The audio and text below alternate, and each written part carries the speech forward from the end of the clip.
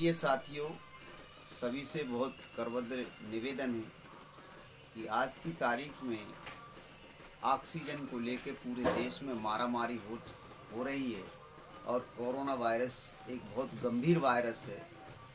इसके बारे में हम सबको मिलकर चिंतन करना पड़ेगा और व्यक्ति से व्यक्ति की दूरी बनाना पड़ेगा, गाइडलाइन का पालन करना पड़ेगा। मगर उसके साथ साथ एक चीज़ बहुत सोचने और समझने वाली बात है कि WHO की जो रिपोर्ट आई है कि प्रकृति में जो है 16% ऑक्सीजन बची है, यानी जंगल इतने बर्बाद हो चुके हैं कि उनसे हमको जो हवा मिलनी चाहिए वह 16% है। 16 सोचिए, 16 पॉइंट है। मतलब ये बहुत गंभीर सोचने का और समझने का एक विषय है कि हमारे देश प्रदेश में जंगलों की अवैध कटाई हो रही है और उस अवैध कटाई के चलते हमारे लोग, शासन प्रशासन में बैठे लोग, राजशाही में बैठे लोग इस बात को रोक नहीं पा रहे हैं और अवैध कटाई बड़े स्तर पर चल रही है। इसमें कहीं कहने की अब कोई गुंजाइश ही नहीं बची। कोई भी कर्मचारी अगर ये कहता है कि अवैध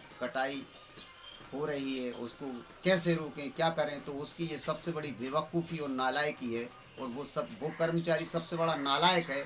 उसे तो नौकरी करने का अब धर्म भी नहीं है। ऐसे लोगों को इस्तीफ़ा दे के बैठ जाना चाहिए ताकि नए लोग मैदान में आए और जंगलों की रक्षा करें। क्योंकि जहाँ हमको एक चौखट लगाना चाहिए मकान में, हम वहाँ हम 10 चौखट लगा रहे हैं।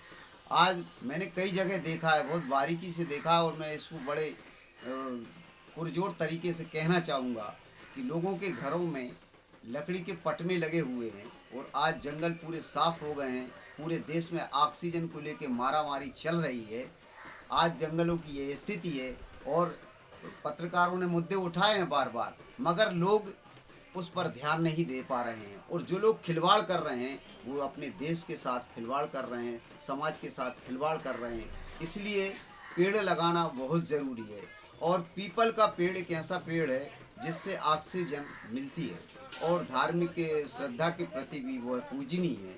इसलिए सारे शमशान घाटों में पीपल लगाए जाएं और जहाँ भी है पीपलों की मात्रा ज़्यादा हो, क्योंकि सबसे ज़्यादा ऑक्सीजन पीपल के अंदर है। क्योंकि हमने नुकसान तो कर लिया है और जंगल में हम पेड़ लगा रहे हैं, मगर पेड़ कितने जिंदा बच रहे हैं ये भी बहुत सोचनीय प्रश्न है। तो कम से कम अगर हम जिससे अपनी रोजी रोटी चल रही, जिससे परिवार चल रहा है, जिससे हम इतनी धन संपत्ति इकट्ठी कर रहे हैं, उस सर्विस में अगर हम आए हैं तो हमें पेड़ों की रक्षा करना चाहिए और गंभीरता से जितने पेड़ लगाए हैं उन पेड़ों को सुरक्षित रखना चाहिए।